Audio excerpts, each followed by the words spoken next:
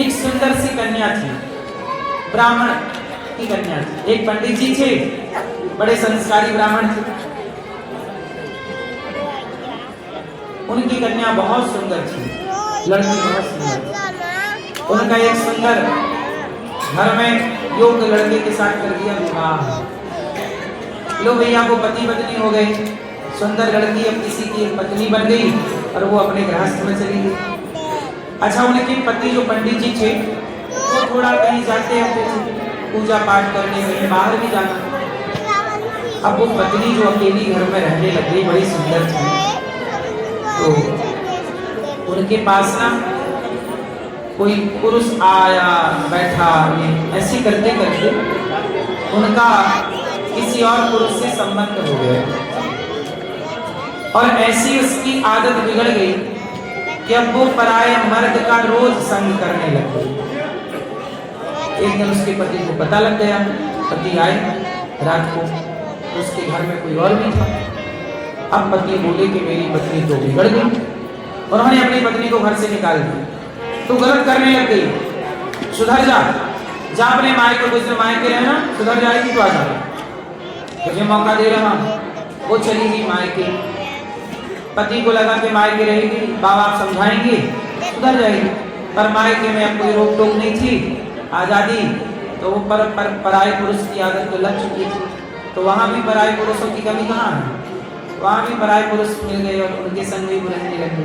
माँ बाप को पता लगा तो बाप ने त्याग दिया। राम राम राम राम, हमारी बेटी इतने पवित्र कुल खानदान की, बताओ कहाँ तेरा मन लग रहा। सबने समझाया, बेटी ये गलत है, गलत आचरण है, ये तेरा नाश कर देगा तेरा आचरण, तू नर्क जाएगी, पाप कर रही है। एक ना सुन, काय का नर्क, काय का पाप। पराये पुरुष में बड़ा उसे स्वाद मिलने लग गया। ले भैया, वो उसके माँ बाप ने भी घर से निकाल दिया। अब पति के घर से भी निकल गई, माँ बाप ने भी घर से निकाल दिया। अब हुआ क्या कि वहां क्षेत्र में कोई वैश्या थी, तो ये भी वैश्या के संग रहने लगी। अब हुआ क्या कि इनकी जवानी हो गई खत्म, आ गया बुढ़ापा। तो जब बुढ़ापा आया तो बुढ़िया की तरफ कौन देखे। अब कोई पुरुष ना आए, अब कोई पैसा ना आए, ना कोई पुरुष आए, ना कोई देने वाला। अब ये दोनों, एक वैश्या वो और एक ये दोनों संग संग रहने लगे। माँ बाप ने निकाल दिया तो जाए कहाँ। एक वैश्या जिसकी दोस्ती हो गई उसी के घर से। अच्छा, वो वैश्या जो थी जिसकी इससे दोस्ती हुई, वो वैश्या खानदानी वैश्या थी। खानदानी का मतलब उसके यही काम चलाया वैश्या करके, तो उसके पास पैसा था। अब ये दोनों हो गई बूढ़ी। अब वैश्या बोली, ओरिजिनल वैश्या बोली उससे कि बहन, हमारे पास पैसा बहुत है और अपन दोनों हो गए बुढ़ी, अब अपन दोनों मर जाएंगे, इस पैसे का क्या करूं। तो ये पंडितानी जो थी, इसके बाप ने घर से निकाला था, इसने कहा कि देख बहन, तू मर जाएगी, मैं भी मर जाऊंगा, ना ये धन तेरे काम का है और ना ये धन मेरे काम का है। ऐसा करो कि तुम किसी तीर्थ में ना इस पैसे से धर्मशाला बनवा दो, थोड़ा सा अन्नदान करो।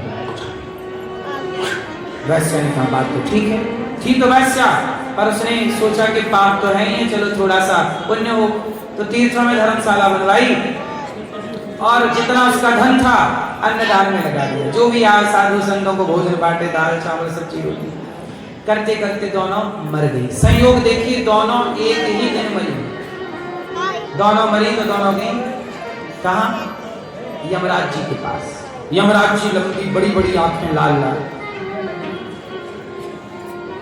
चित्रगुप्त से कहा, इनका हिसाब किताब निकालो क्या है। चित्रगुप्त ने कहा, महाराज ये बहुत बड़ी पापनी है, ये दोनों महिलाएं बहुत बड़ी। इनमें से एक ये, इसने अपने पति को धोखा दिया, इसने अपने पिता को धोखा। इतना बड़ा पाप है इसके माथे कि ये नरक में हजारों जन्मों तक भोगेगी तो भी इसका पाप समाप्त नहीं हो। इतना बड़ा पाप करके आई है। पति को धोखा, पिता को धोखा, समाज को धोखा, सबने समझाया, किसी की नहीं। पराये पुरुष के चक्कर में पड़ गई, बड़ा पाप किया इसने, पति को धोखा दिया। चित्रगुप्त ने कहा, महाराज पर थोड़ा सा इसका पुण्य भी दिख रहा है। क्या पुण्य है? तो बोले कि ये जो छोटी सी थी वो पंडित जी की पत्नी, वो जो पिता ने घर से निकाला उसकी बात। बोला जब ये बचपन में बच्ची थी छोटी सी, तब इसने एक पुण्य कर दिया था। क्या पुण्य किया? उसने बोला इसने खेलने गई थी एक बगीचे में, वहां खेल खेल में इसने गड्ढा खोदा था। आप लोग भी गड्ढा खोदते खेल खेल में? बच्चे कहीं भी मिल जाए आप लोग खोदने लग जाते। तो इसने गड्ढा खोदा और गड्ढा खोद के ये चली आई। बच्चे हम लोग गड्ढा वड्ढा खोदें, घर बनाए, खेल खेल के आ जाते हैं और वो वहां सब पड़ा रहता है। इसने गड्ढा खोदा, वो गड्ढा खोदा, संयोग से ना पानी बरस गया। अगले दिन पानी बरसा तो उस गड्ढे में भर गया पानी। पानी भरा तो वो बारिश का सीजन था नहीं, अचानक बारिश हो गई। अचानक बारिश हो गई तो बारिश गड्ढे में भर गई, पानी भर गया, बाकी तो सूख गए। अचानक एक गाय जो प्यास से छटपटा रही थी, उसे कहीं पानी नहीं मिला। इतनी प्यासी गाय ना जाने कहां से आई कि पानी ना मिलता तो मर जाती। तभी उस गाय को वो गड्ढा नजर आया और उस गड्ढे में क्या भरा था? पानी। वो गाय गई तो पेट भर के पानी पी। तो चित्रगुप्त ने कहा महाराज इसने गाय के प्राणों की रक्षा की जल दान करके, जबकि इसने जल दान नहीं किया, इसने केवल गड्ढा, वो भी जानकर नहीं, खेल में ऐसे, पर पानी भर गया तो जल दान करने का पुण्य मिला, एक गाय के प्राणों की रक्षा करने का पुण्य मिला। यमराज जी से बोला गया कि अब बताओ किसके पुण्य का क्या फल देना चाहिए। चलो ठीक है। और दूसरा पुण्य इसने ये किया कि इसने एक वैश्या को सलाह दी कि तुम अन्नदान कर दो और धर्मशाला बना दो, जहां कोई रात विश्राम करे, ठहरे।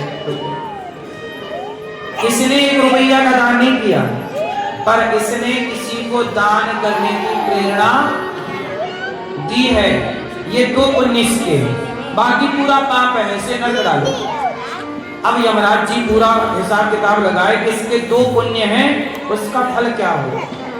तो बड़े बड़े ऋषियों को बुलाया, सप्तर्षियों को, कश्यप, वशिष्ठ, विश्वामित्र, गौतम, सब ऋषि आए। कहा निर्णय कीजिए, किसने गाय के प्राणों की रक्षा की और किसी को अन्नदान करने की प्रेरणा दी। किया एक पद ने 1 रोटी का दान, पर दान करने का प्रेरणा दी, इसका पुण्य क्या होगा। तब ऋषि मुनियों ने लंबी मीटिंग की, निर्णय लिया और इस निर्णय पर पहुंचे कि एक गाय के प्राण की इसने रक्षा की, जल दान किया और अन्नदान करने की प्रेरणा दी। इस पुण्य से इसके सारे पाप नष्ट किए जाएं और ये वैकुंठ जाने के अधिकार है।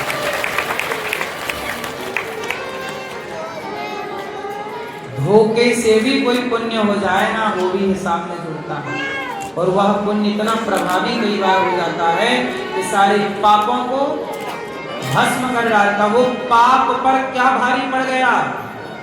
पुण्य। इसलिए कहता हूं ऐसे पुण्य करो जो पाप पर भारी पड़े। और ये पाप पर भारी पड़ने वाला पुण्य कौन सा है? अन्नदान और जलदान।